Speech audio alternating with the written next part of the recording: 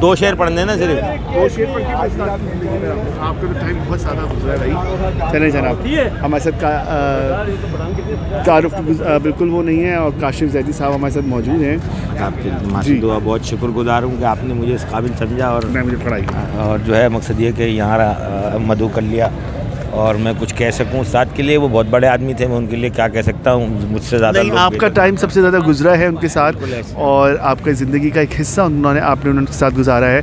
तो कुछ ख़ास बातें जो आप कहना चाहें और हमारे नाज़रीन तक पहुँचाना चाहें उनके बारे में तो प्लीज़ बताइए।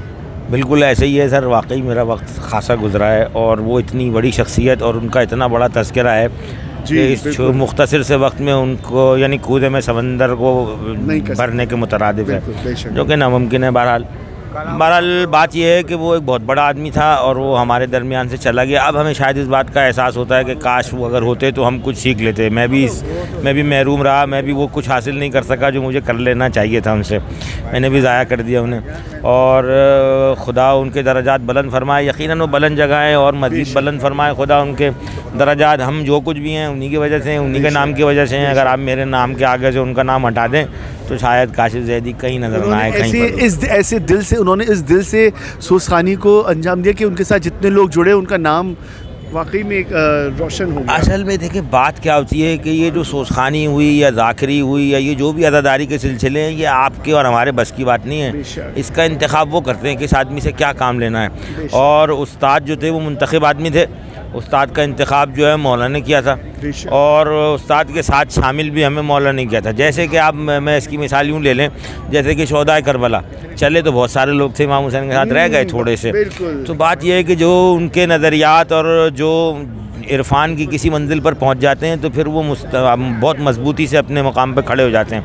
तो बड़ी खुशी की बात यह है कि उस्ताद को जो मौला ने मर्तबा अता फरमाया और उनका दर्जा बुलंद दुनिया में भी था और यकीनन आखिरत में भी है। और उनके साथ हमारे लिए सआदत ये है कि हम उनके साथ उस काफ़िले में शामिल हो गए और बस आज तक बस उसी रास्ते पर चल रहे हैं। अच्छा काशिफ भाई, मैं एक चीज़ और आपसे पूछना चाहूँगा, उन्होंने जो बस्ता मुरतब किया तो उसमें उन्हें कुछ दुश्वारियाँ हुई, मतलब या किस तरह उन्होंने कितना टाइम में ये बस्ता बना पाए वो, और इस बारे में थोड़ा सा सरकार। दुश्वारियाँ तो हर अच्छे काम में होती हैं चूँकि शैतान बिल्कुल सरगर्म अमल रहता है। और बस्ते का आइडिया कुछ इस तरह से था कि हमारे जो नए साथी आ रहे थे उनको कलाम देने का बड़ा मसला होता था कि वो जो हमारे पास जो डायरी होती थी उस्ताद की, तो उनको कलाम देने का बड़ा प्रॉब्लम होता था कि इन तक कलाम कैसे पहुंचाएं, या तो फ़ोटो कॉपी कराएं। तो मैंने उस्ताद से कहा कि उस्ताद इसको प्रिंट करा लें छोटे से बस्ते को ना जो हमारा है। तो जाहिर है कि वो उसमें 4 चांद लगा दिए उन्होंने कहा यार, बहुत दिन के बाद फिर मेरे पास आया, मुझे कहने लगे यार मैंने इसमें एक काम ये कर दिया है कि इसमें जो है ना मैंने 29 ज़िलेज से लेके और क्या नाम है 30 मुहर्रम तक के सारे कलाम जो है वो शामिल कर दिए हैं, विलादत शहादत, और ये बस्ता एक बहुत अच्छा हो जाएगा। और इस तरह से वो जमा करना शुरू कर दिया हमने। मुख्तलिफ़ सोसखान हज़रात से क़ता रुबाई सोच सलाम हमने जमा किए अपने अपने ताल्लुक़ात के हिसाब से, अपने अपनी क़ुर्बत के हिसाब से। कुछ चीज़ें उस्ताद ने जमा की इसमें से, लेकिन काफ़ी सारा जो है मवाद मेरे पास था घर में। पुरानी किताबें थीं, अम्मा मेरी सोसखानी करती थी तो पुरानी किताबों से करती थी, तो वो किताबों से बहुत सारे इसमें काफ़ी सारे मरसिए मेरे अपने छाँटे में हैं जो मैंने छाँटे, और बहुत सारे मरसिए जो हैं वो कुछ इधर उधर से जमा किए हैं, मैंने भी जमा किए हैं। एक बस्ते में सब आ जाना एक बहुत बड़ा ये मैं समझता हूँ कि आज भी वो हर अज़ा खाने की जीनत है वो बस्ता, कि मैं समझता हूँ इतने मरसियों की किताबें लेकिन सिर्फ उस्ताद का बस्ता। एक मज़े की बात बताऊँ, इसका नाम बस्ता क्यों रखा? तो यानी इसमें बहुत सारी चीज़ें डिस्कस हुई। इसका नाम पहले तय पाया कि ये कलीद सोसखानी रख लेते हैं, और भी बहुत सारे लोगों ने मशवरे दिए। ये बस्ता क्यों कहा गया? बस्ता एक तो सोसखानी की इस्तिलाह में बयास को बस्ता कहते हैं, एक तो बात ये, खानवादे को भी बस्ता कहते हैं, जो कहते हैं ना कि जी फ़लाँ साहब का बस्ता है, जी फ़लाँ साहब का बस्ता है। दूसरी बात, बस्ते की क्या खासियत और खुसूसियत है, उसमें मुख्तलिफ़ मज़ामीन की किताबें यकजा होती हैं। आप जब बच्चा कोई बस्ता उठा कर ले आता है तो उसमें साइंस की किताब भी होती है, इंग्लिश की किताब भी होती है, उर्दू की किताब होती है, उन सब के मजमूए को बस्ता कहते हैं। इस बस्ते में भी जो है वो क़ता रुबाई सोच सलाम बैन मरसिया और नोहा वगैरह हमने सब जमा करके, तो इसलिए इसका नाम बस्ता रखा गया।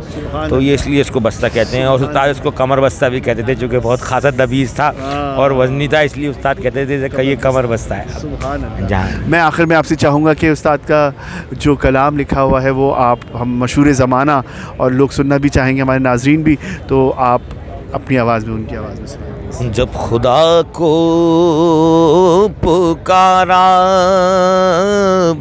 अली आ गए, जब अली आ गए ज़िंदगी आ गई, ज़िंदगी बंदगी रोशनी आ गई, रोशनी आ गई आ गई आ गई। गुस्ल मैत न कहना मेरे गुस्ल को, उजले मलबूस को मत कफन नाम दो। मैं चला हूँ अली से मुलाकात को, मैं चला हूँ अली से मुलाकात को, जिसकी थी आरज़ू वो घड़ी आ गई।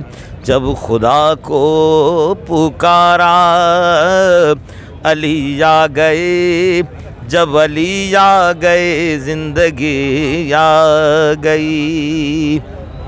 सुभान अल्लाह, जज़ाकल्लाह, और आपको सलामत रखे और ये सिलसिला इसी तरह कायम रहे जो कि उस्ताद ने एक बस्ते की सूरत में हम तक पहुंचाया, और ये ता क़यामत ये बस्ता इसी तरह जारी रहेगा। और आपकी आवाज़ें माशाल्लाह, जितने सोज़ खान, जितने शागिर्द, उनके सब बेहतरीन, उन्हीं की आवाज़ में एक अल्लाह ने उनको एक ऐसा मौजज़ा दिया कि आवाज़ उनकी आज भी लोगों के सोज़ खान के हवाले से ज़िंदा है। और ये बस्ता भी इसी तरह हर अज़ा खाने का एक अज़ा खाने की ज़ीनत है। तो बस आपके लिए बहुत सारी दुआएं, बहुत शुक्रिया काशिफ भाई, बहुत शुक्रिया।